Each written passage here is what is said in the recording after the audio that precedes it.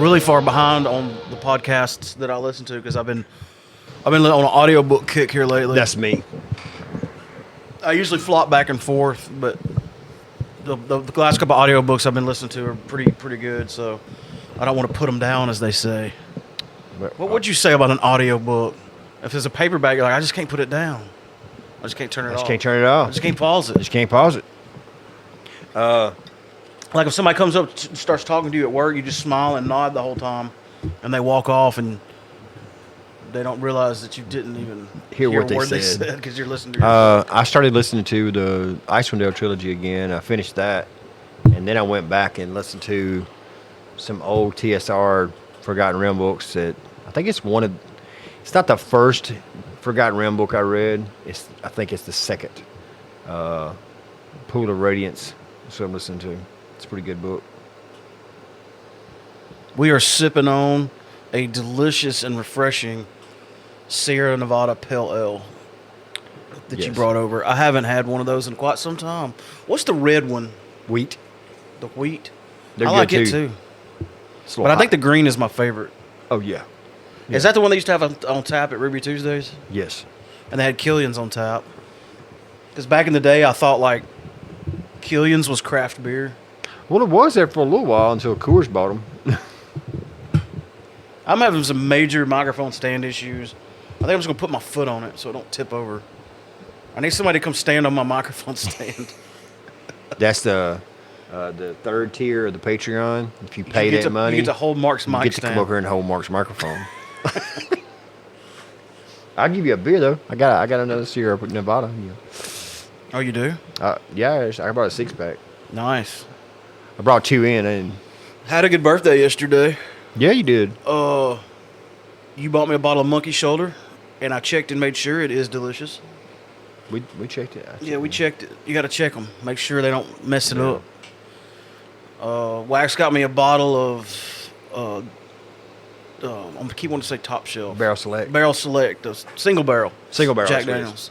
Single Barrel Select. I think it's all Barrel Select now. Yeah, I think it's a single barrel. That's what it is. It's single, yeah. Yeah, but I think all of them say Barrel Select at the bottom. And I just did the Jack Daniels Distillery Tour, so I know that if you are drinking single barrel, there's a 99% chance you're drinking a barrel from the top of the barrel house where they age them. Because the ones at the top get exposed to more of the seasonal conditions than the ones at the bottom do.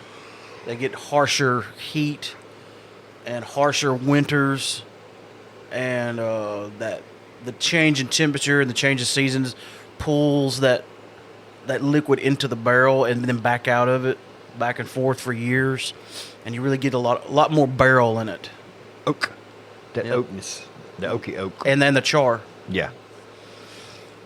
But anyway, and Wax, Barry, and Alicia went in together and got me a badass Pit Boss pellet grill. Pellet vertical smoker. Yeah. But you could do anything with it. Oh, yeah. You could cook. I mean, Barry cooks hamburgers in his. It'll go up to 500 degrees. You're just using more pellets. I was thinking about something on the way over here. I should have said it before we got on the podcast. It's not really podcast stuff. But remember I made some sausage before. Mm-hmm. If I make some sausage, we could put it on that smoker and put it on real low, like 200, 210, and smoke it like the day. Yeah. It takes all the work out of smoke. The most frustrating thing is the temperature. You don't want it to get too high because then you're not smoking it, you're cooking it. You don't want to get it too low because it stalls out. And a butt always stalls. Oh, yeah, always, every time. About 160. Yeah, but you don't tell it, like you don't raise the temperature and lower it based on what the thermometer says. You say, no, I want you at this, and it stays there. It feeds it enough pellets to where it stays there. It just speed up and slow down the rate of, and according to Barry, they burn really efficiently. He said like he'll smoke something for 8 hours and pull the ash. Barely any. And it looks like somebody smoked a cigarette and pumped ashes in it. Cool. And another thing he told me was really interesting is the pellets aren't that expensive. I think they're a little more than charcoal, if I remember. But he bought one bag when he bought his smoker, and he hasn't finished that bag yet. Well, And he's done a lot of smoking. if you utilize, if it's a big smoker and you got a big surface area, big area inside of it. So if you just smoke one chicken, you're going to use the same amount if you smoked nine chickens and 2 butts and 3 racks of ribs and a turkey, because that's a big ass smoker you got. You can hold all that. You just gave me a damn good idea. If we ever do a fundraiser, we can pack that bad boy full of Boston butts. Yeah. And sell them for $20 a piece, easy. Yeah. Or just sell barbecue plates for $10 a piece. Yeah. Yeah. It'd go a lot further. Yeah. Like if you have like those people now, like for like fundraisers, people like grill hamburgers or do a hamburger plate. Yeah. Those Blackstones, the flat tops. It's like Sonic. You just throw them things on there. Well, Barry said when he does burgers on his, it takes 5 minutes. Really? Wow. So I mean, because it's like a convection. It's like cooking them in the oven. It's an oven. Yeah. It's a smoker, an oven, a grill. You know, you cook. You'd want to do them quick, but you could cook steaks on it. But it's kind of like the smoker, the pit smokers. It takes like you said, it takes the guesswork out of the playing with the temperature and stuff like that. And and to put that back to beer making, they have those all-in-one kits that do the same thing. You have a PID that regulates your temperature. You have an element, and if you got a mashing at 155, you punch in 155. It heats your water up to 155. It beeps, goes off, put your grain in there, and it stays. And it beeps and says, "Hey, your mash is done."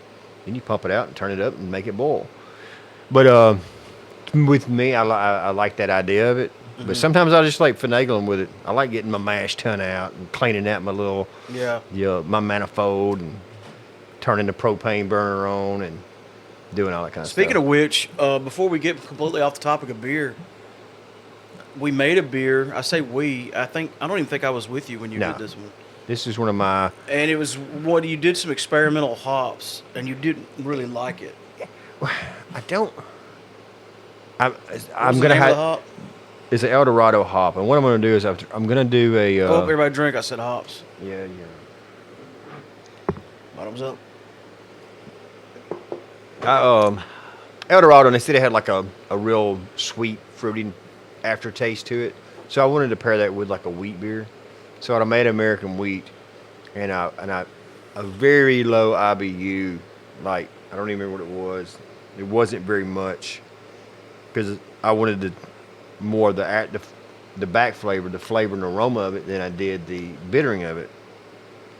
And I really needed bittering, and that's where I messed up. I think if I'd done it again, but according to my recipe, it says it was 24 IBUs, and that should be enough for no more malt was in there. But I think I'm going to do that again. I think 25 IBUs with a pale ale or a blonde with just not that wheat.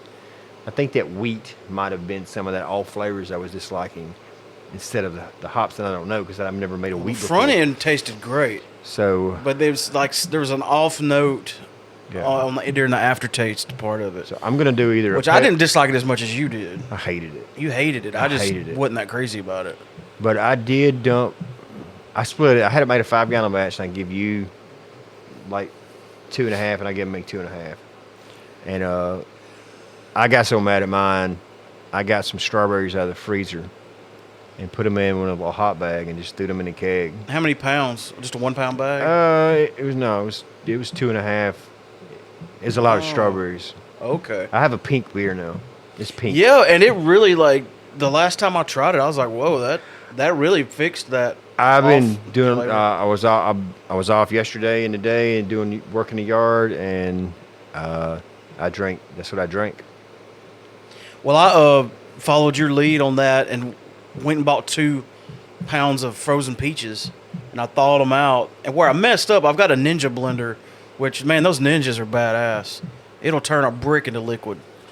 But I pulverized them into, like, I was trying to get them as liquid as possible, and it didn't work because there was so much pulp. And I should have just dumped the peaches in there like you dumped the strawberries in there. You just dropped them in there whole. Yeah. That's what I should have done with the peaches. But you took the keg with you. You said you were going to fix it. What exactly is your plan? Well, I got a picnic tap with a long hose, and I tried this today. I said try, and I was gonna hook a tube to the picnic tap and just try, but it doesn't. It foams up so bad, it's not gonna work. So I have another Hail Mary attempt, and this is a Hail Mary attempt. If this doesn't work, we're just gonna be chewing our beer. Yeah. Because it tastes good. Yeah, it's just too pulpy. It's just really, it's like, yeah. Way too much pulp. Yeah, it's like. I didn't expect. I thought the like Ninja would more pulp liquidate orange more. juice. That's a beer. I think you should have went with the frozen concentrate. They didn't have any in peach. That's one thing I can't believe. Used to, they had all kinds of different flavors. Now all they have is apple and grape and orange. That's it. But my next idea is, remember we went and we made our bourbon Jello shot that knocks refinings. I'm going to stick it in the kegerator and let it get cold, and I'm going to put some of that finings in it. I don't know what it's going to do. It's only like 2 gallons, so it don't really matter. But we're learning. Yeah, we're experimenting. We're learning. I don't know. Like, what do you do if your beer's too pulpy? Well, this didn't work. Let's try this. But, I'm going to do that. I'm sure there's somebody who makes beer that listens to this podcast like, oh my God, don't drink these guys' beers. I know, because every time we depressurize it and open the keg, we're exposing it to very harmful oxygen. But I've been looking for an excuse to get a floating dip tube. So I'm going to order a floating dip tube. And I'm going to put some gelatin in it and see if it will drop all that down to the bottom. I'm going to leave it for a while. Yeah. We'll put a floating dip tube in there. And a floating dip tube, where that dip tube, you know how it works. It goes all the way down to the bottom. Yeah. Where a floating dip tube, it literally floats on top of your beer. And it goes down as you drink it. Okay. So if we get all that pulp to fall out of it down to the bottom with the finings, the gelatin, and we have a floating dip tube, it will go from the top above the pulp. Now when we drink it and we start getting pulp, we know we're there and we can just dump it. Might work. It might work. We'll see. It's the only idea I got. I mean, other than pouring it through a strainer, which was... Yeah, that'd give it to way too much oxygen. Yeah. Which I thought about, but we just had to drink it fast. Tastes like cardboard. Once your stuff's fermented, you don't want air. No. So, but we do know the next time we make this beer, the strawberries look good in it, and it does have a good color, and it tastes good. And the peach does too. We'll just up the hops a little bit. So if you're listening to this and you make some beer that's not all that great, dump some fruit on it. Throw some fruit on it. You've done peaches before. Yes, we didn't put enough But you didn't peaches. put enough. We didn't put enough peaches. That's why I put 2 pounds in 2 gallons. Yeah. Yeah. So we'll do that. We'll try that. We'll put them and we'll do it in a secondary like we're supposed to next time. Instead of the what? Instead of the keg. Secondary? What's that? But yeah. But boy, I've been cleaning all day. Cleaned up some beer stuff. I got some fermenters cleaned up. I'm cleaning up a fermenter for you, and I'm going to bring a 5-gallon bucket of pot over here for you, and I'm going to build you a extract kit. Nice.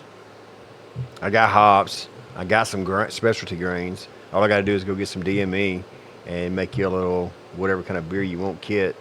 And when you're bored over here one Monday, have you already got some I don't even know what to call it anymore because we do all grain. Have you already got extract? I may have some. You had some malts at one time. Yeah, I may have some. But, I mean, I can just go buy a couple of pounds of extract. It's more expensive than you think. It is. It's high. It's cheaper to do all grain. Yeah. The only thing that ups the cost is having the bigger vessels. And the cool thing about doing extract, though, is I can do it inside. You can do it here in the man cave. Yeah, I don't have to fire up all the equipment. Burners and all that kind of stuff. Clean everything. Brewing beer is half the work is cleaning because everything's got to be not just clean but sterilized. Yeah, you got to clean it and then sterilize it. Yes. Yeah. We got a good episode. This may be a short episode. I'm reluctant to say that because there's been a lot of times where I'll say this is going to be a short episode because I don't have a lot of notes per se. But then we wind up bullshitting for 2 hours. Right. And so at the beginning, I'll be like, hey, this is going to be a short episode. And then when I upload it, I'm like, well, dang, that wasn't short at all. It wasn't short at all. But I don't have really a lot of announcements because we just did a podcast time-wise. Matter of fact, I'm going to upload 157 tonight. I've already done the artwork for it and uploaded it. And I brought my Surface home to finish tweaking on it and hopefully get that out tonight. And speaking of uploading things, before I forget, I made my appointment today. The good internet people are going to be here Friday at noon to give me good internet people. And I cannot wait to call AT&T and fire them. I'm not disconnecting my service. You're not fired. I'm firing you, AT. You're fired. You're my Vince McMahon impression. You're fired. And I do not wish you well on any of your future endeavors. I'm going to turn off my cell phone. Turn off my cell phone. I'm going to... Matter of fact, I'm tempted to tell him I'm not paying my last bill. I think you owe me that much. You owe me that much. You owe me. You did not live up to your end of the agreement. Yeah. Oh, well, once this starts taking off, the internet will get better. What? AT&T's. You think? Oh, yeah. Because they'll start Well, I losing know business. people that's got good AT&T. I mean, yours is good, isn't it? And you got AT&T. It's okay. Oh. But that'll be cool. If it works out, we'll have to try some Skypes. Oh, yeah. Well, it's fiber all the way to the router. Oh, okay. And that even like on days like when you do, we'll try it. Like I just said, I'm thinking about getting me a desktop. We could try Skyping when I'm at home. Yeah. We could try like the other. You live less than 4 minutes away. Well, just all those other podcasters out there, they're like usually on separate locations. If we start doing. Oh, shit. Let's get the door for Sean. Oh. Which, by the way, I'm definitely not turning off the air conditioner or the fan tonight. They're just going to have to deal with background noise. But these microphones are a lot better about not picking up background stuff. I'm still hot. I worked in the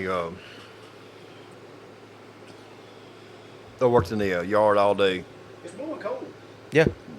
We were talking about the refrigerator. Oh. Sean showed up with some band equipment. We have practice Thursday, and I got to get everything cleaned up and set back up. And I have to remember how to practice. Like, I'm going to have to practicing. Yeah. How long has it been? We did a gig at the beginning of the year. That's what I'm One gig. Start saying. And we've practiced since then, but not many. When you ask her, like, Anthony, when are you going to do him again? I was like, I don't know. When are you going to sing in your band? Well, I do have a pretty good excuse. Well, two of them.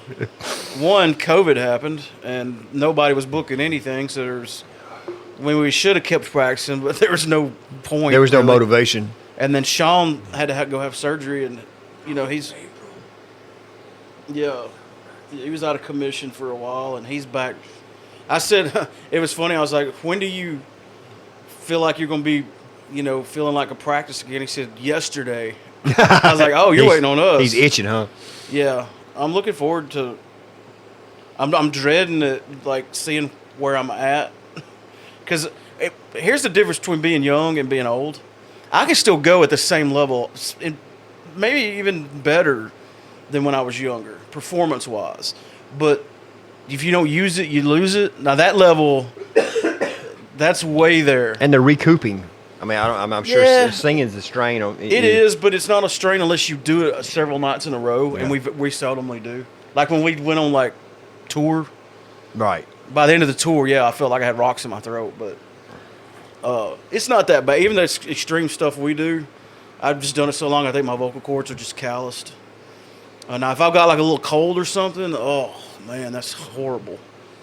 It's like trying to play guitar if your hands are cut up, But, yeah, if I don't sing for a long time, I'm not at that ready to go level that I used to could like maintain easily. You got to sing old Kill J, not new Kill J. It's just like anything else when you get older. I mean, it's like when you're young, you can say, "Oh, screw it, I'm going to eat a triple-decker ice cream sundae," and have no consequences. I mean, but when you're older, there's a lot of consequences. The thing, of course, I never really had a weight issue, but I remember when I was 19 or 20, I would go to Sonic and get a brown bag special Oh, I remember those. Do they still do that? for me. Oh, wow. Yeah. Not for the family. Just, 'cause brown bag special was 2 drinks, 2 big burgers, 2 orders of fries. I would go order a brown bag special for me And eat it all. and eat every bit of it. That reminds me of that time. I'm sure I've told this before, but it was hilarious. During the COVID thing, me and Alicia were craving sushi like really bad. God. And they opened up Rockstar Sushi. I went and got $150 worth of sushi Oh when yeah, they opened. definitely. But it was only takeaway. Right. And you had to like so many people in to get their stuff at a time. Like it was still in the middle of everything, so it was real heightened, safety. But we loaded like my whole back seat full of sushi, and I was like, I wish there was, because I had to go to Lowe's too. I was like, I wish there was somewhere we could go and eat this. She's like, shoot, pull over right here in the parking lot of Lowe's. And I mean, we just vegged out. And what was so funny is we ordered so much food. They gave us like 6 sets of silverware and chopsticks, because they assumed it was for a whole family. Well, yeah. No, just us. We went and bought, because Kara, Kara loves sushi. Yeah.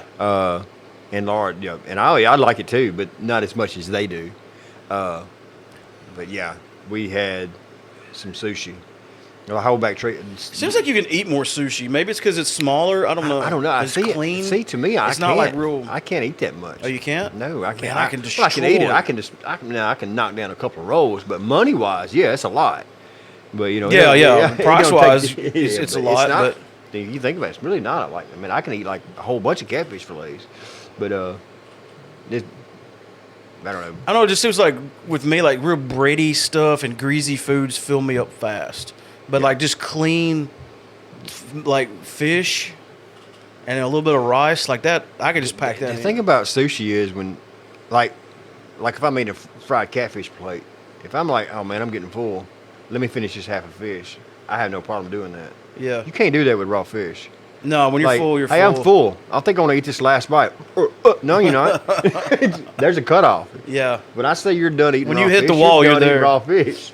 You can eat the rest of the fried rice if you want to. It's not a slow progression. Yeah. It happens fast. Yeah. What were we talking about? Oh, one thing I wanted to mention, we're jumping all over the place, is they're used to it. We're working on some cool stuff for the Tupelocon. I hope we can pull Jamey it off. Nunley is going to be on this episode here in just a little bit, and we're going to be talking to him about all the stuff that's happening this year. But just in our little edge of the world, you're building. Do we want to make it a surprise, or can we tell them? Not everybody that's going to be there. Let's make it a surprise, just in case it don't work out. Just in case it don't work out, and we have to go back to the normal.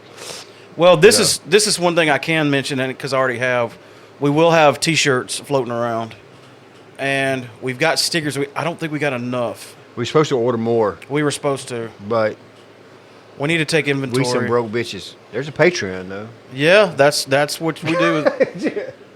We now have enough patrons to where we can pay our hosting fees every year.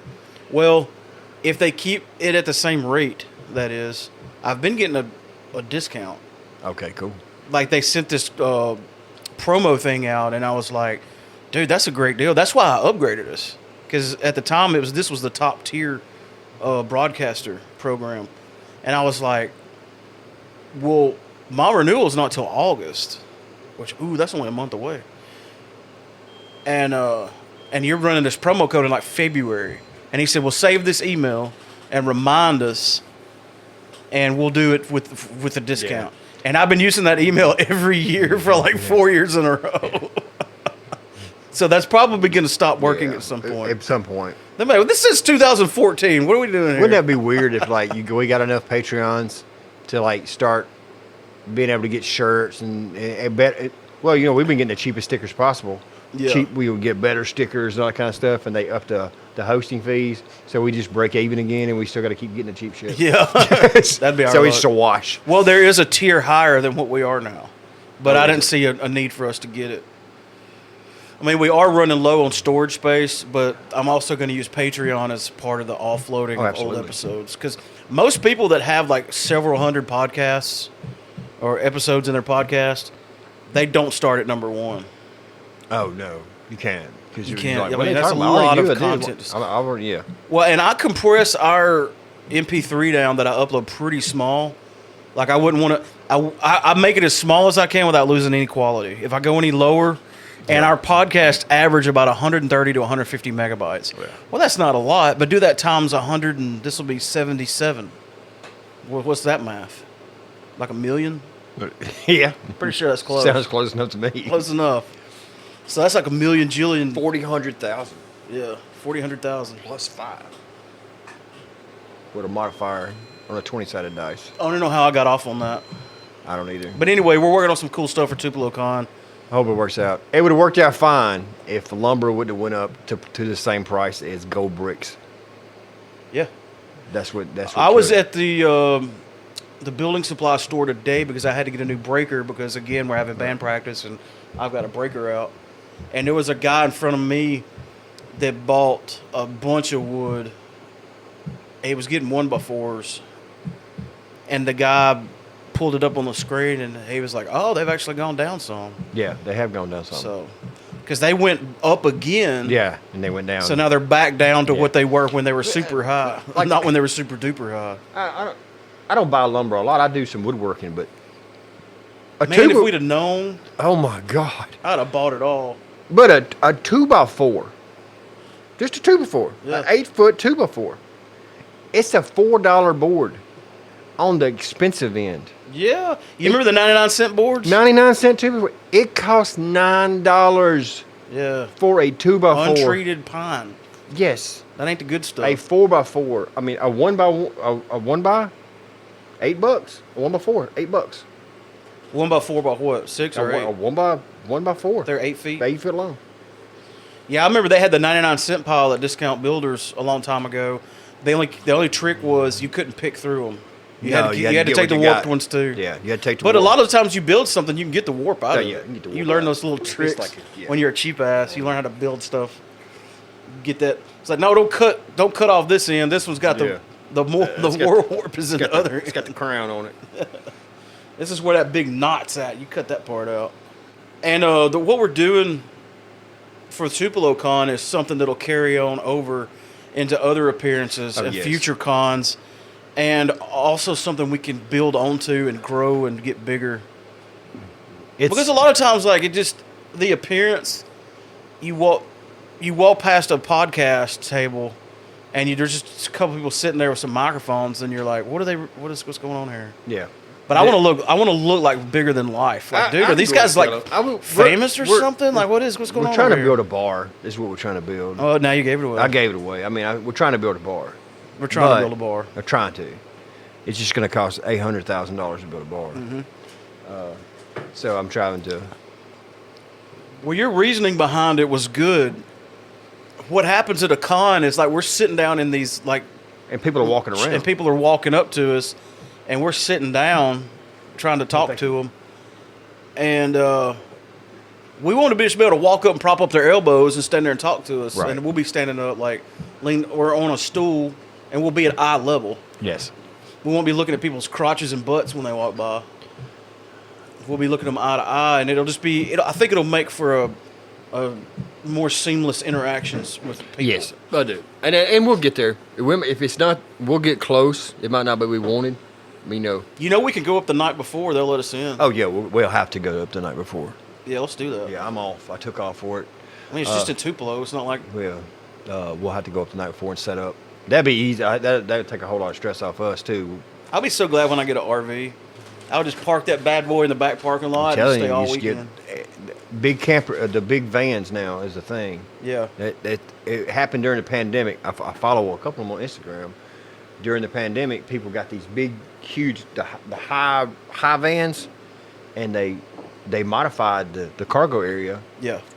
For campers to make a camper out of it. I've seen some of those what do you call them, boxes, like they put on a train and to 18-wheeler. What are those called? Shipping containers? Container. Yeah. And like you look at it on the outside and you're like, oh, somebody's got a random old rusty container sitting out here. And like you look inside, it's like, whoa, that's nicer than my house. Laura's sister-in-law's, her dad has passed away, He's got like a cabin out in the woods. That's his man cave. It's a cabin, and it's hers now because her dad passed away. But it's a box car. Yeah, that'd be huge. It's a box car. Think of how much room you have in one of those. I mean, Because then they're tall too. I mean, open the door. You can't open the door quietly. How tall is a box car? How many feet? Wax deals with him, so I've been in one before. I don't think I could have jumped up and touched the ceiling. No way. I mean, if that was the case, they could have escaped when they was trapped in one on Walking Dead. I don't remember that. They was trapped in a boxcar. Oh, yeah. They were prisoners in one, weren't they? But anyway, I just wanted to do a intro real quick. I'm gonna be interviewing Jamey Nunley. That's what you're gonna hear next. And then we'll do a meowtro of some sort. What are you doing tomorrow night? Tomorrow night? Yeah. Depends on how work goes tomorrow. You're working days. Yes. Sean just pulled it up here. The exterior length is 55 foot 5 inches. Width is 10.7 feet. Where's the height? I don't see the height. Click 6 more rows. I bet that's high roof boxcar. Oh, so they got different sizes. But some of them are really tall. Like I remember being in one and pretty sure there's no way I could have jumped. 10 foot 11 inches is for the regular one, I guess. What does I say? No, that's the door width is 10 foot. Inside height 10 foot 11 inches. I don't know. Could I jump 10 feet? I'm almost 6 feet tall. I've only got to go 4 more.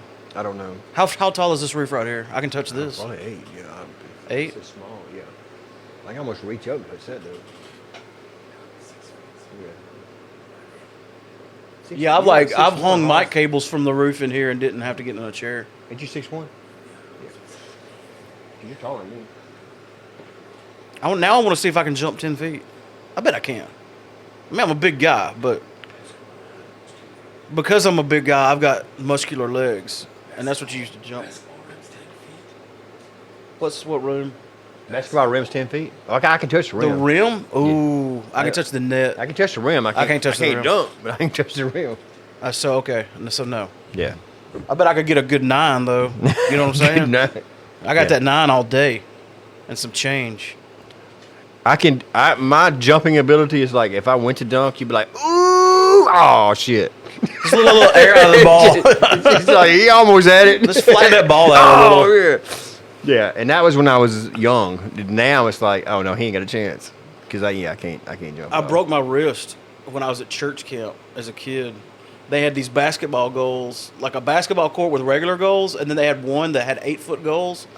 And man, we were just insane dunks. Like just from like the waist up, you would have thought I was Michael Jordan. I'm talking about over my head, like from behind dunking. Like grabbing the rim and like walking around it, doing a chin up and then dunk. Like it's all kinds of craziness. And I went up one time and slam dunked, and there was like some dirt on the rim, and my hand slipped. And you fell. And I fell back and caught myself with my left hand and snapped it. I mean, snapped it. It was horrible.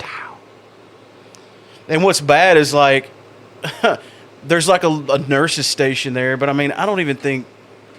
It wasn't a doctor. I don't know I don't even know if it was a nurse. But they were like, "Oh, you sprained your wrist. You should wrap it up." And my wrist was about this big around. And I remember, and it was a few more days left of camp. It was a week long. And I get home and I went out in my backyard. And for some reason I wanted to shoot my shotgun. And every time I break a bone, I get nauseous. I guess bone marrow gets in my blood. It makes me sick. Like in football, every time I break a finger or a collarbone or foot, or linemen, their hands and feet get abused. As people will stomp your hands and feet and stuff. But I know when I break a bone because I get sick, and I got like bad sick. So I was like, I gotta go to the doctor. And the actual real doctor walks in the room, doesn't know anything about me or why I'm there, and he looks and goes, "Oh, you broke your wrist." It's like he didn't even need an X-ray. He didn't need an X-ray. I mean, he did one, but so that nurse or whatever it was at the church camp was probably just rub some dirt on it. Just rub some dirt on it. You'll be fine, boy. He's trying Get on back out he's there. trying to get in this cold air. Yeah. Get out there and play. You just want everybody to feel sorry for you. All right, well, I guess we need to get to this interview. You got to go home. You got 4 o'clock's going to come early. Yeah. How many hours shifts do you work? 12. Wait. Don't say how y'all do it, man. I mean, I've done it before, but I don't have to do it consistently. I only got to work 2 days this week. Yeah, that's the thing. Well, 3. I got mandatory for Friday, but I won't have to work a full 12 on that one. Yeah. Yeah, that is definitely a payoff. Is that you're off 2 and then 3 and Yeah. like Alicia, her schedule's brutal. Yeah. But once she's done for 7 days. She's done. She's got But them 7 days on, 7 12-hour days in a row. Plenty of time to rest. But yeah, but she needs it though. Well, it takes her a day to get over it. Yeah. So it's really an 8-day shift. Yeah. Because that 8th day is just reacclimating. She's like 7 hours. She's straight nights. Yeah. At least mine's on day shift. And this is my good week. So when I get off Thursday, if I don't have to work Friday, I get off Thursday night and I don't have to go be back till Monday night. So that's a good. I would ruin my sleep schedule, but that's okay because then you go to nights, don't you? I go to night shift. So ruin it. Yeah. You need to. Then I'll work 2 weeks of night shift and go back to days. That's the hard one. Going back to day shift after working nights, because I hate going to bed early anyway. Yeah, I do too. Well, I just can't go to sleep if I do. Yeah. I'm just gonna lay there. I'm gonna miss something. I promise you. Oh yeah. That's why I don't sleep late. I'll miss something. Well, I got up and checked one time. I didn't. I did. I didn't miss anything. I missed a lot. Except for that day y'all brewed. Yeah. I missed that. Those 3 times. Well, there was one really bad one. Yeah, there's one really bad one. I think it was like I said, let's do it at like 9 or 10, and I got out of bed at like 1. No, there's one that you wanted to start at 12, and I said 11, so you said 11:30. So I got here at 12. I got here late. We started brewing, and you walked out at 3:30. Really? Was it that bad? It's like, yeah, it's bad. Wow. I wasn't happy. But I'm pretty sure I brought the sun up that night. It doesn't matter. There's no excuse for being. Yeah, I tell Savannah that. Why didn't you get up so late? Well, I didn't go to bed. Oh, I didn't. That's no excuse. You have to be up by this time. What time you go to bed is irrelevant. What time were we supposed to be there at Tupelocon? At 9 or 10? Oh, yeah, it opens 9. at 10. So we need to be there at 9. 9. 8:35. Yeah. And that's if we set everything up Friday. That'll help. Well, you know how it Hey, you is. know what I want to get? Have you seen the thing we put our merch in? Because we gotta do that. No, it's in the house. We gotta do our idea. It's like this big. Have you seen our merch tub? It's like a crate looking, I'm going to like a chest. It's a chest. Me and Sean are going to start a business of making road cases, and we're going to make us a podcast road case. Yeah, one we can lock because Yes. like we take our laptops and stuff with it, but we leave some. Sean can help me. We leave Sean's behind excited some about it fairly right now. valuable stuff. I've checked into it. of making road cases. But if we can like lock Yeah. a case, like of course they can steal the whole damn case, but it's not going to be as easy. Right. Yeah. You're going to stick it under your shirt. And No, walk you're out. not. Like you could a microphone or something. All right, we're at 40 minutes. That's definitely a long enough intro. Yeah. We'll hit the pause. Let's have some private conversation Oh, secrets. before I have to. Well, it's just not worthy of recording. Oh, you had me all excited. Yeah. Thought we were going to gossip. I'm going to throw some teasers out there for you. Okay. I might want to unmute my microphones. That's going to help a lot. I mean, There we you don't go. have to. I might sound better. All right, I'm on the line with El Capitan, the Presidente of Tupelocon. How you doing, Mr. Jamey Nunley? Hey, man, I'm doing well. How about yourself?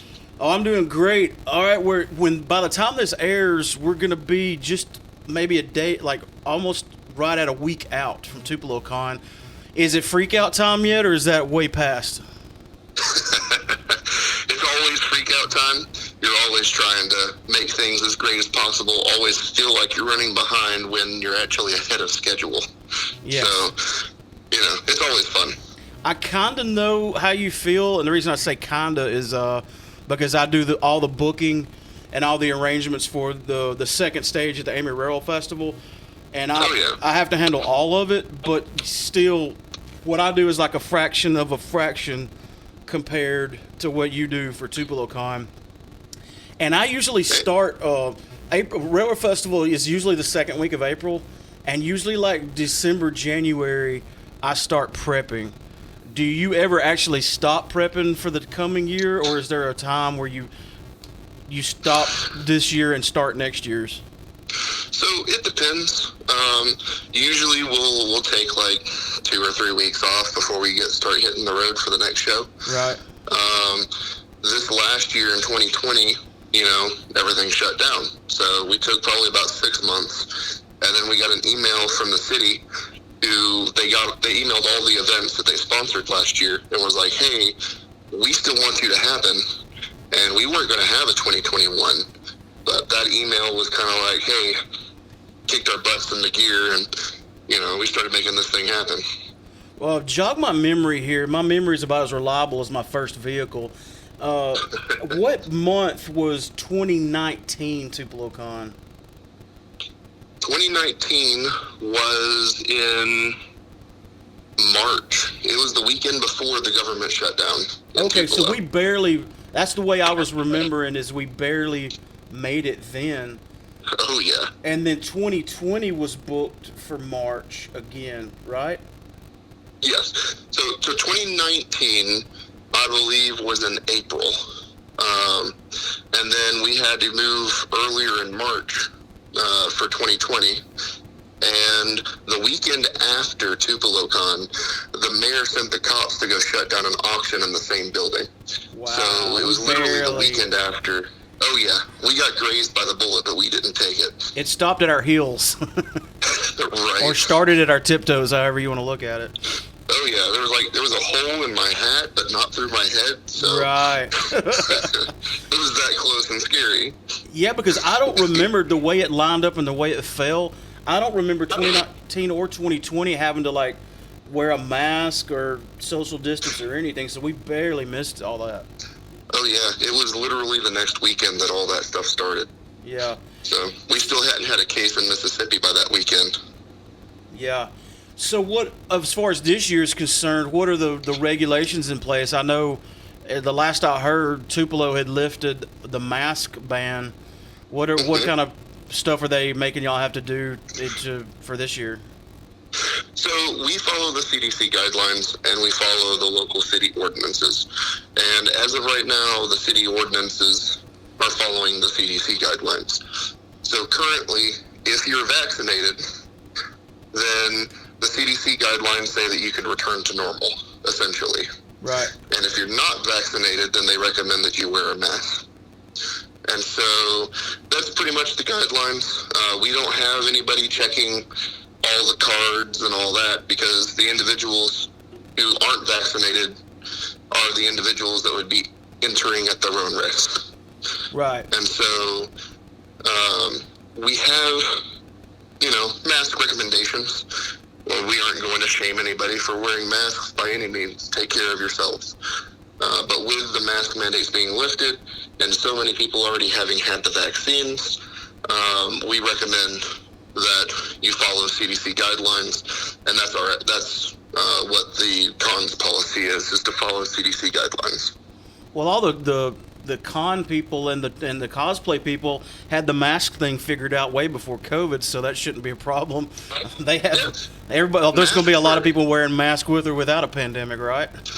Oh yeah, masks are part of con culture.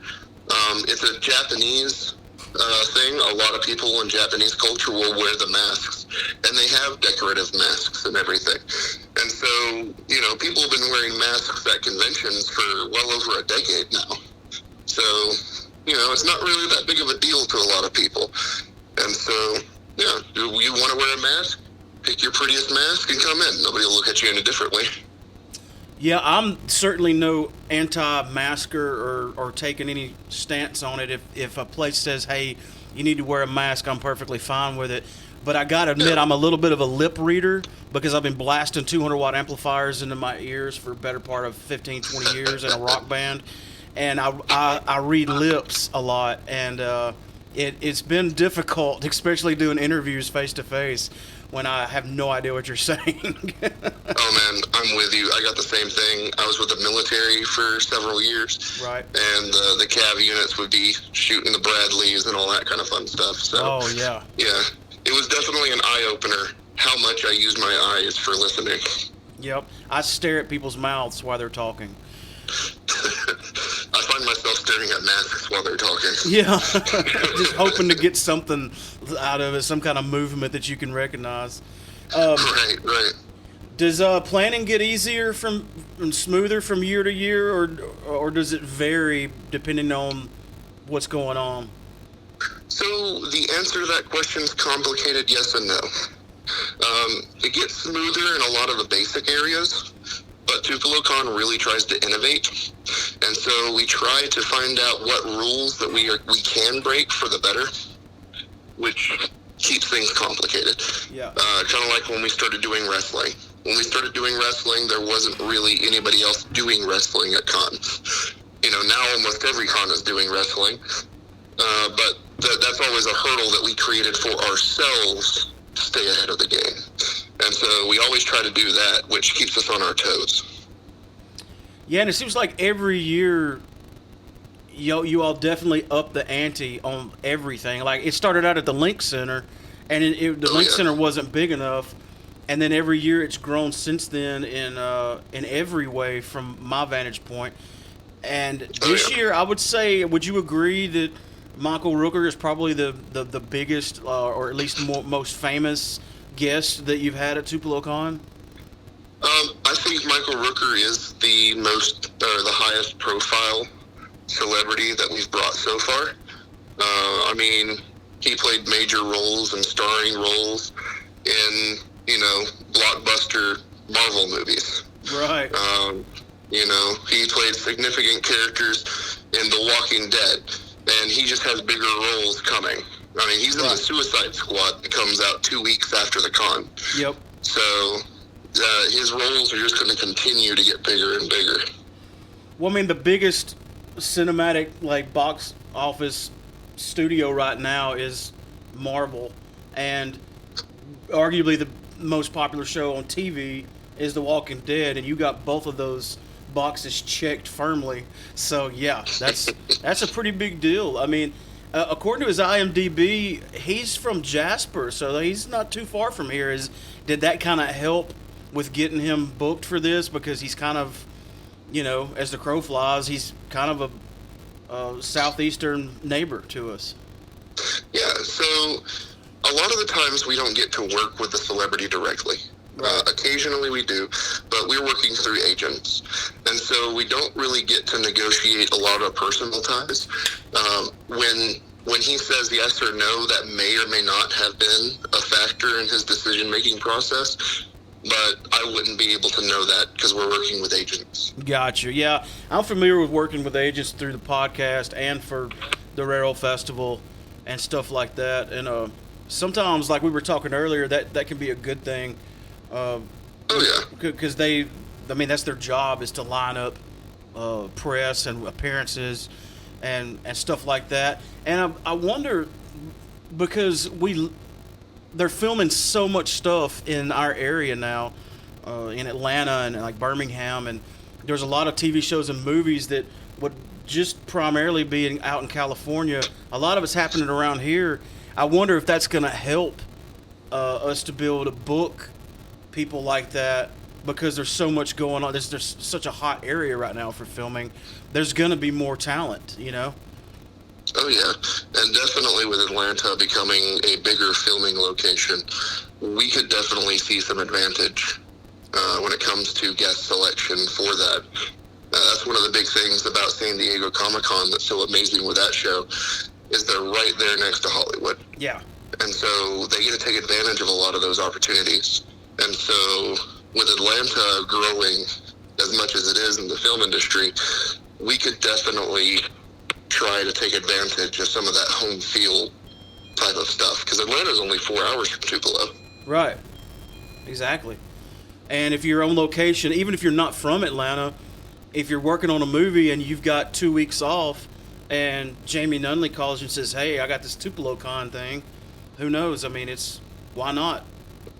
Right. It is funny though, like the way people, like I have people, I book bands more so than I do like individuals, but people are like, hey, why don't you book so and so? Why don't you get so and so out here? Wouldn't that be cool if you? And I'm like, well, you don't realize how many factors there are involved in booking a talent. It has everything to do with scheduling, the time of year, routing. Like if they're going to be in Canada and then the next week they're going to be in California, they're not going to jump over to Mississippi real quick and then go back. Right. You know what I'm saying? So Oh, yeah. I appreciate people like saying, hey, I think it would be cool if y'all got this group or this act, but it's not that easy. There's a lot that goes into booking talent. Oh, yeah, and one of the big things is just having the contact information. I mean, you can tell me, hey, I want Samuel L. Jackson to come to Tupelocon. Yeah. I get it. I would love to have him too, but I don't have no idea who his agency is. Right, exactly. And it's not always easy to get that information. Sometimes it is, Yeah. but sometimes it's not. There are millions of celebrities out there Yes. that have done millions of things, from voice acting to people who used to do things back in the 80s that don't do anything anymore, etc. And so not everybody has agents. Not everybody likes to make public appearances. You know, it's some people are just way too big. Yeah. We have to grow into them, not the other way around. And it looks So- like that's what's happening with Tupelocon. Wouldn't you agree? Oh, most definitely. So Michael Rooker is the biggest profile guest that I believe that we've ever had, and that's intentional.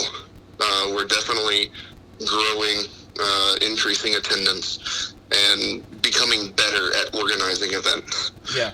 And so that's part of it is, you know, we are in that realm of getting household names.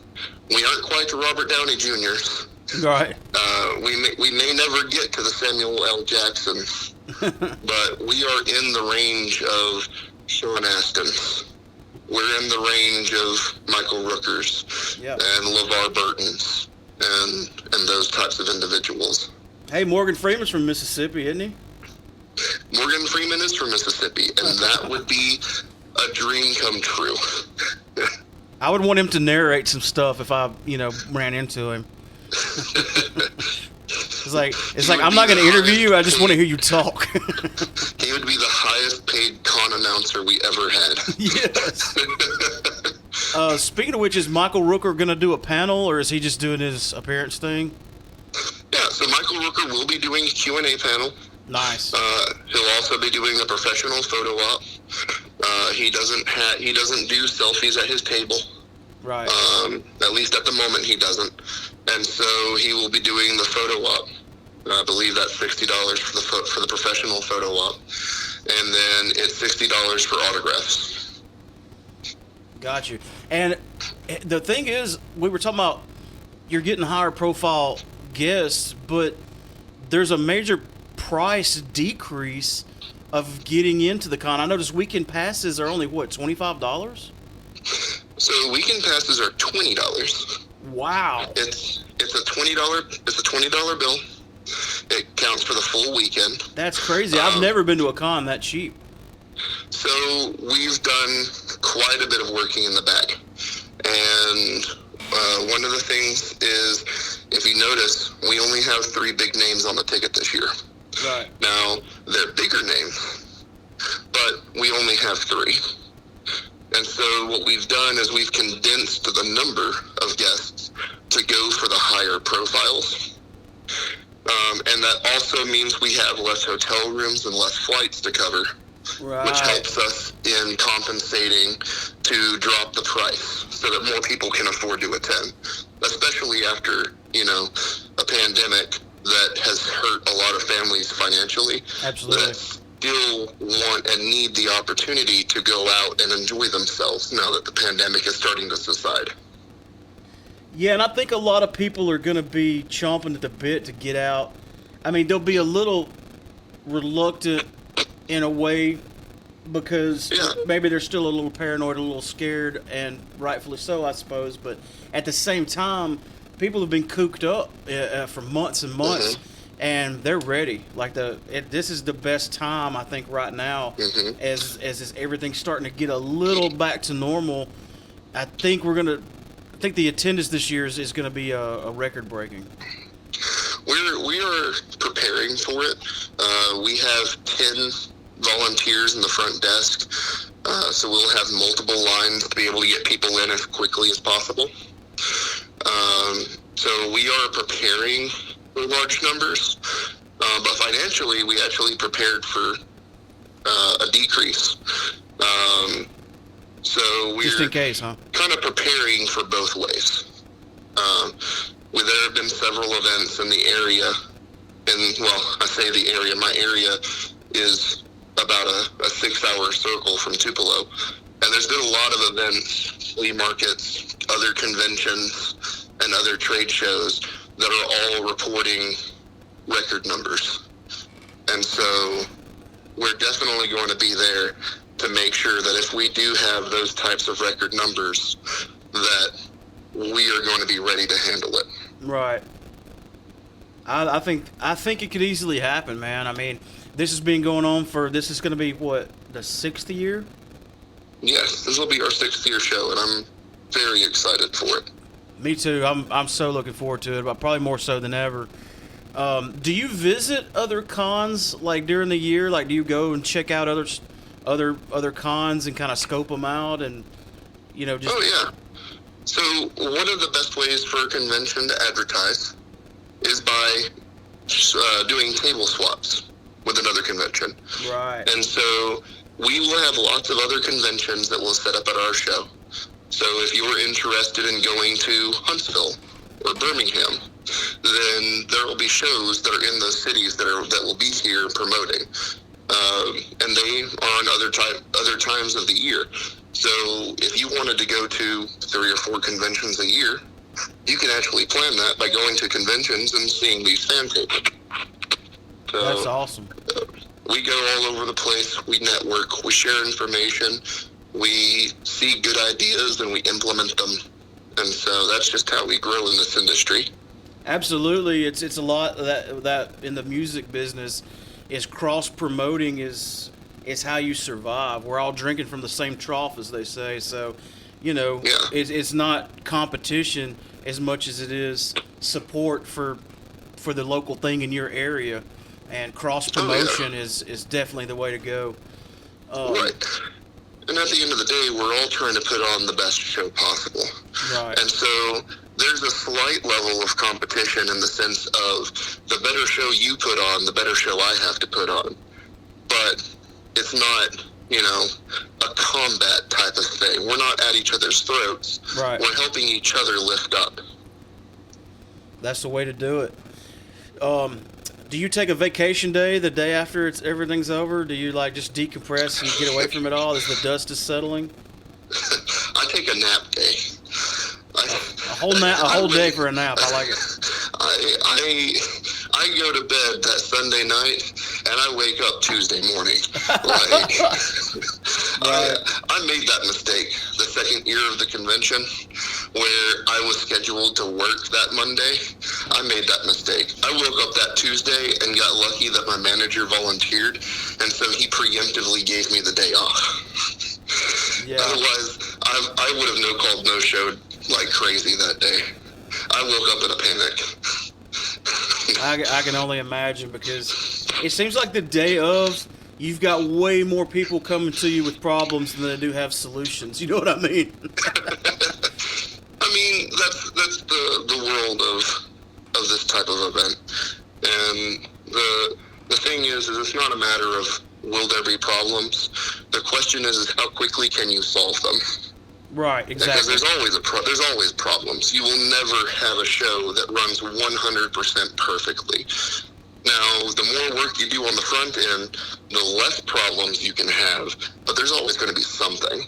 Yeah, definitely. So, fortunately, I have a really great team set up to solve those problems. Yes, yeah, I would agree. I've been to every every one that's happened so far, and you have a great staff, a lot of great volunteers, and there's always somebody there if there's a situation. It's like contact so and so. They get on their radio and they figure it out, and it's always great to be surrounded by people that know how to figure out and put out the little fires that pop up. Oh yeah, and that's a learning process too. We learned very quickly how to put out fires. A lot of the fires are, well, we call them fires. We had the same fire 2 years ago, so I know how to put it out faster today. Exactly. Yeah. For sure. So the experience really helps out, and the fact that I have a lot of the same people for several years at a time really helps to solve those problems. Yeah. We just did an appearance recently at a gaming festival. It was actually a memorial fest in Saltillo, the Fred Grass Memorial Gaming Fest, and there's a lot of gaming set up. I mean, a lot of tabletop gaming at Tupelocon every single year. Do you do a lot of tabletop stuff, and what's your game of choice? Personally, yes. I do a lot of tabletop gaming. I've always been a jack of all trades, master of none when it comes to the nerd community. Right. So I've played my Warhammer 40K, I've played my X-Wing, I've played my D&D, my Pathfinder, all these things. I'm even in some lightsaber combat groups. And so I'm in all of these things. And I have to say my favorite tabletop, I'm going to go straight up with D&D. I'm just going to go straight classic with it. Boom. I love Can't go wrong with D&D. No, I love my D&D. I like playing the different versions. I think my last character was a Dragonborn Paladin. Nice. And I really liked that combo. I think my next character is going to be a Luxodon Barbarian. A Luxodon? I haven't heard of that. So Luxodon is basically an elephant person. Oh, okay. In the Wizards of the Coast world.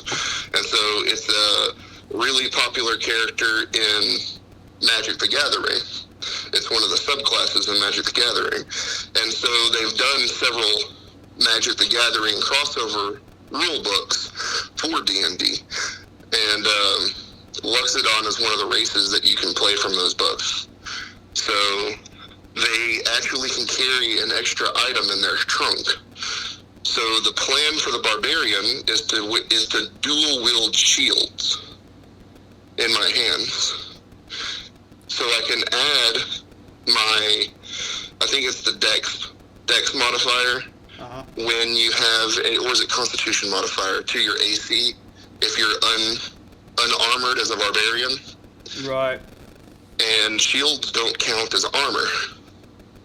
So you can still wield a shield and get the AC bonus from the shield without messing up your Dex bonus or your Constitution bonus.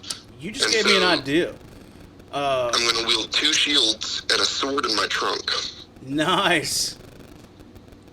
That's a good idea.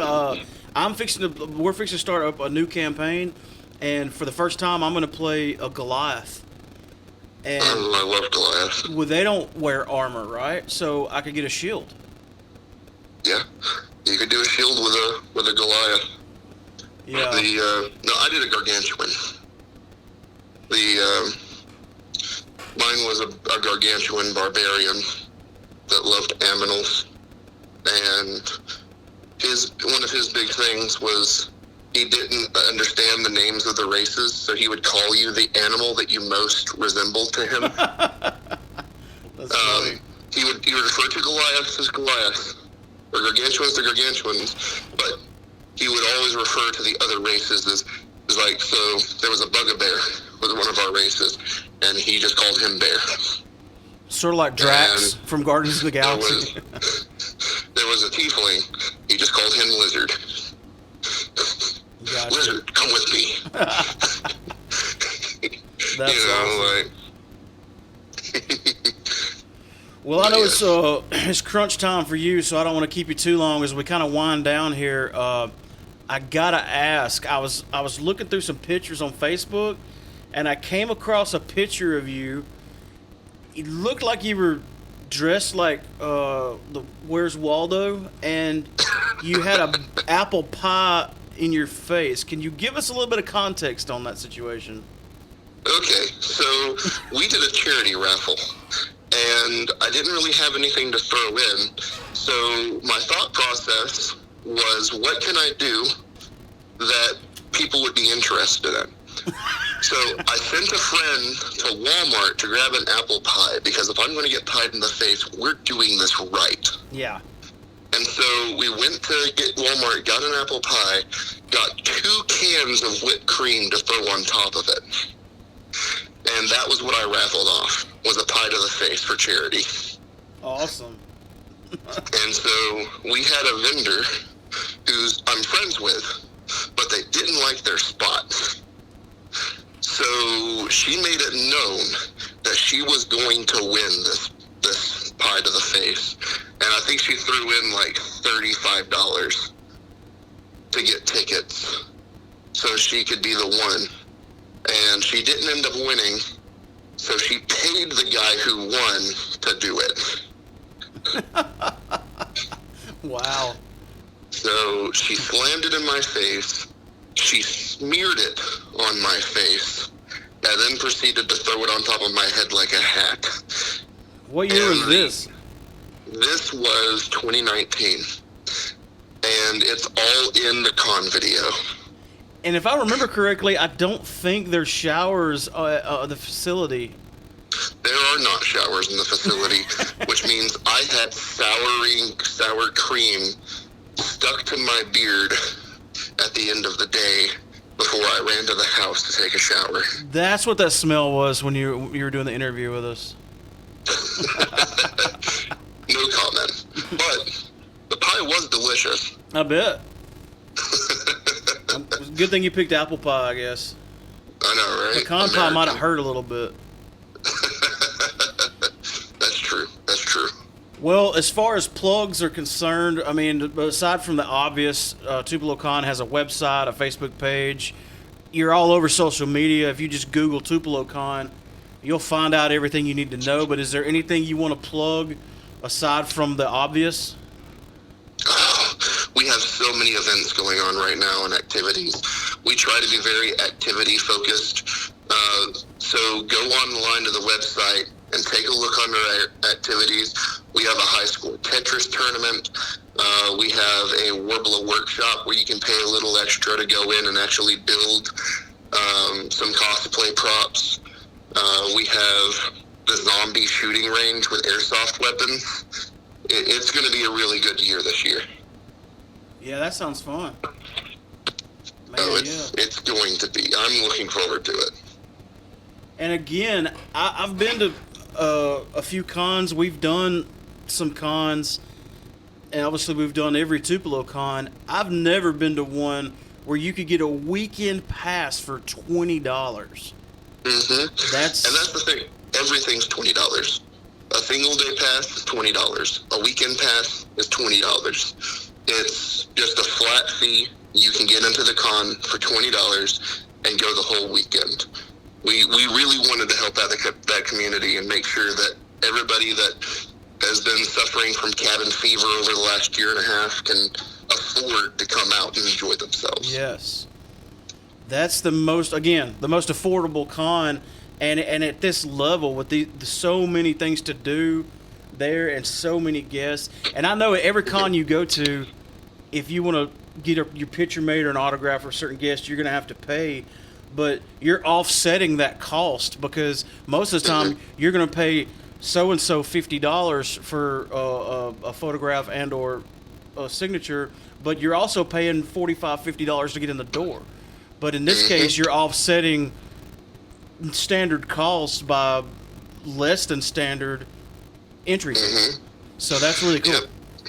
Yeah, that's neat. Yeah, we cut our costs in half this year. Well, we cut the ticket price by half this year. We also cut our vendor hall by half this year, so this is a much bigger vendor hall than we've ever had before.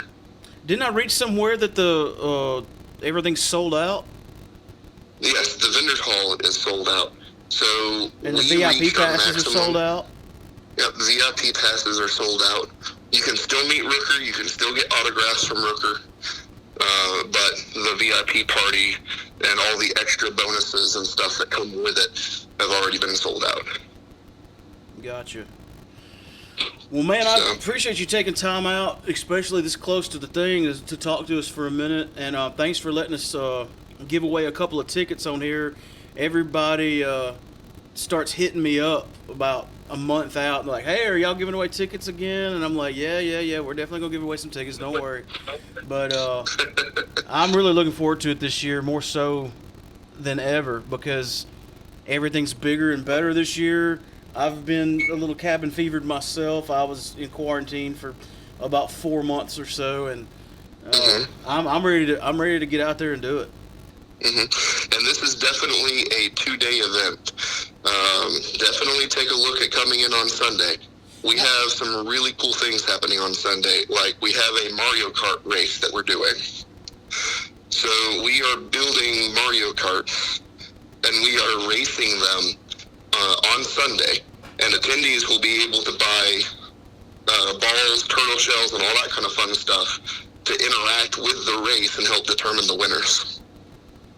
Nice. Whenever people ask me, I tell them, if you're come both days, but if you can only come one day, try to come Sunday, because, like any con, when the doors open, there's going to be a line. And all day Sunday, there's almost never a line. You just walk right on in the door. So that, but it's the same thing happening Sunday as Saturday. There's just usually less of a hassle with lines and crowds and all that. Yeah, so we've already missed, if you come in on Sunday, then you'll miss the cosplay competition. But we do have Sunday exclusive events and activities that are happening that are definitely worth coming in both days. And like you said, it's a personal preference thing, because some people want to go. There's more people to see, more people to hang out with. Right. But, the lines are longer. And then Sunday, a lot of people come in because, like you said, the lines are long, the lines are shorter. You get more intimate interaction with the special guests, because if the lines aren't long, you can talk with them a little bit longer. Right. So there's definitely advantages to coming both days. Yep, definitely. Well, so whichever day you prefer. I know you're going to be busy, but if you get a moment and want to stop by our table and just talk to us for a minute, feel free to. It's always good to hang out with you and talk, even though you're juggling a lot of plates all weekend long. But yeah, man, we're looking forward to it. I can't wait to get out there next weekend. Oh yeah, man, most definitely. And I will see you not this upcoming weekend, but the following. Yeah, we'll be out there Friday night. We've got a little bit more hardware to set up this year, so we're definitely going to come out the night before to take advantage of the getting everything prepared and not having to do it first thing. So you'll probably be at the VIP party. So I don't even know if I'll see you Friday or not, but we'll be around. All right, all good. I'll see you then. All right, man. Thanks for calling in. It's good to talk to you. Yeah, man. I'll catch you. All right. Bye-bye. Bye. All right. I'm going to do a quick meowtro here.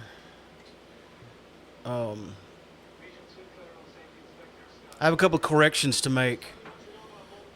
I said on this podcast, and I believe the last one as well, to call our voicemail line to win tickets. That's still correct. But in addition, I also need your email address, because it's going to be an e-ticket. If you win, Jamey's going to need your email address so he can send you the ticket. So if you call and say, hey, I'm entering to win tickets to Tupelocon, my name is ABC, my email is XYZ. Except don't say that exactly, because I won't know who you are. And this is a really good beer we're drinking. Oh, wait. Before we get to that, I have another correction to make. I don't know why I said this, but when me and Jamey were talking about the regulations for COVID and the city guidelines and it's not the DMV, CDC. CDC guidelines. I said that Tupelo lifted their mask ban.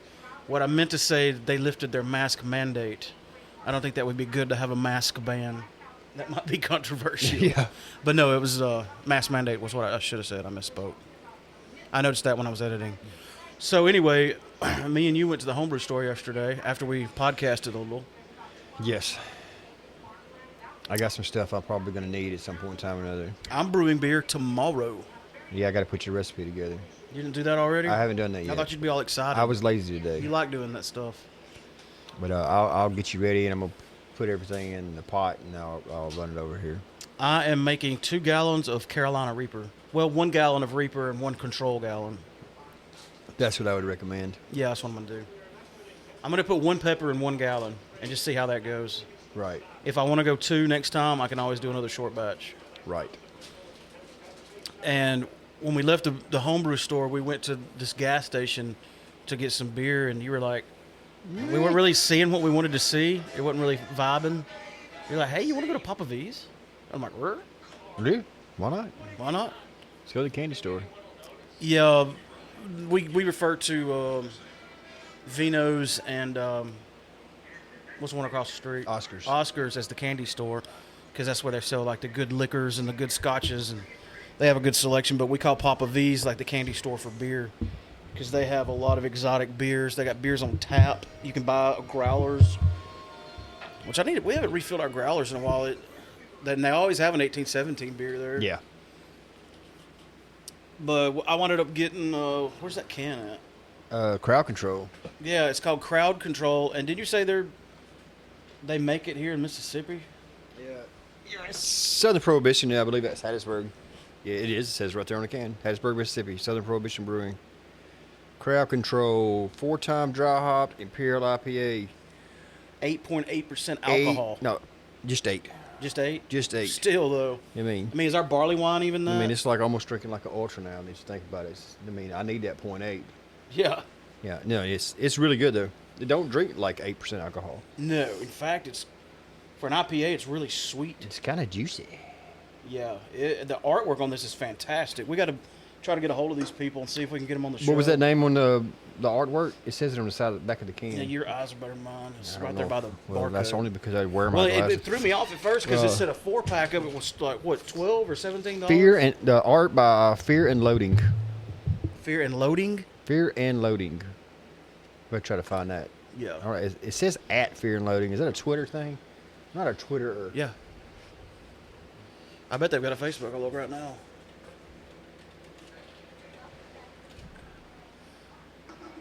But what was it? Like $12 for a 4-pack? No, it was more than that. It was more than that. It was like 17. I think it was 17. I was like, whoa. And then we found the singles. And I was like, well, I'll just get a single. And if I like it, then I'll invest that much in a 4-pack. But, I mean, when you got a lot of a heavy grain bill and a lot of good ingredients and the beer's this good, it's sort of like buying that thick cut of steak. Oh, yeah. It's worth spending the extra Of money. course, but yeah. I don't feel gypped at all drinking this. It's people say I'm not spending that much money on a beer, but you don't buy a 12-pack of these and drink them all in one night. No, you don't mow the yard with a cooler full of these sitting on the back porch. No. This is a good night starter for me. It's like my first beer of the night. I'm going to drink something good. Right. A couple good IPAs, maybe some homebrew. Then I might start later on in the night reaching for the ultras when the shots start going down. I'm going to drink an Ultra tonight. Are you? Mm-hmm. You planned it Planning out? on it. You're going to drink Okay. one with me. We're going to do a Boilermaker with the Ultra. We're going to make an Ultra right. A Boilermaker with who? An Ultra. Wow. You did a Boilermaker before, hadn't you? Well, yeah. Why not? But you probably wouldn't want to. Yeah, you wouldn't want to use an IPA. No. So I tell you what, I used to drink all the time. I'm having mic stand issues again. That's why all that bumping and grinding is going on. I used to get tomato juice, pour beer in it, and drink it. Laura used to do that. I said it weird like that because I thought there was something else I put in there, but you only put an egg in it if you have a hangover. It's called a red eye, isn't it? Yeah. I would get a spicy V8, and I think that's back when I was drinking Miller Lite. It is. And I drink tomato juice and beer. It's good. Sort of like a redneck Bloody Mary. Yeah. It was yesterday when we recorded all this, so I feel kind of weird cutting it off, after talking 5 minutes. But we really don't have anything else for this We show. recorded this. Huh? We didn't record this yesterday. Didn't we? I recorded the interview yesterday, didn't No, I? you could. No, you done the interview. Wednesday. I don't know. We do too much time travel around here. Yeah, I Well, don't we know. just put an episode out, so these are going to be close together. I don't even know what day it is. But I wanted this to be. Let me pull up our Podomatic landing page. You like how I said that? A new episode just came out Friday. Yeah. Yeah, July 14th, and this is the 17th, and I'm going to try to upload this tonight. Oh, and I have good internet now, so I'll upload fast. You see how it will. You got to do a test and see how long it takes. Well, that, as you noticed, was a phone interview I just did with Jamey. That should be our last ever phone interview, because now we can use Zoom, Skype, Right. and all like normal podcasters do. I just never wanted to be in the middle of an interview and my internet crap out. But like I said, now I'm not as technologically impaired. I just listened to that Weird Al Yankovic song. It's all about the Pentiums. I love that song. We'll test it out at the house. I'll get my laptop, which is an old piece of crap laptop, but I'll get a The crap top. Skype or whatever. My internet's not great, but we'll be able to tell how it's going to work. How many megs do you get? I'm supposed to get 6, That's what I was supposed to get. I never did. but I'm never seen good. I never 6. have a problem buffering Netflix or anything like that. I usually do pretty good. Check out these numbers. I'll do a speed You're so test real excited. quick. Man, from time to time, that's actually kind of low. It was in the 90s. It might burst up. You got to get that thing fixed where I can, because you still have cell service out here. No. So I can't get on my internet on my phone, and you don't have your Wi-Fi out here yet. And what I like about it is the upload speed and the download speed are about the same. Usually your download speed is way higher because you download more info than Right. you send. Well, in most cases. In my case, I upload podcasts and stuff, so I do a lot of uploading. But yeah, that's actually low, 76.8. I was getting like 90, like You got to lower 90s. But yeah, sometimes I'll just sit here and run speed tests just to look at it. just to and look marvel. at it. It's over 10, so you're excited. Yeah, I've never had. The only way I've ever had a 10 is when we used the hotspot. The hotspot. Cell phones, and that was even hard because we would have one bar of service using Right. hotspot. So yeah, this is great. I'm loving this, loving it. Is there anything else we need to tell them before we say bye? I think that's it. Don't forget to call our voicemail line 662-767-4487. Tell us you want to go to Tupelocon. If you're going to dress up, tell us what you're coming as. Give us your email address. Saying something nice about us, boy, wouldn't hurt your chances of winning. I mean, Probably we don't not. cheat, but We're, we'll appreciate it. Mm-hmm. Oh, do you like the graphic I made? Yeah, I like that. That's pretty cool. It's so colorful. It's like an eyeball. It does. It's like a zoomed in on an eyeball. All right, well, thanks for listening to episode 158 of Real Pop Culture. Thank you, Jamey, for being on the show. It was we had a good talk, had a good interview. We're broadcasting live from high atop the first and only floor of the Kill J headquarters at the Kill J Ranch. Love you, bye. Bye. I tried to do it quiet. And Thank you. And it came off like a fart. I usually have to edit your kisses. I have to modify. See that spike right there in the audio. Yeah. All right, play the thing.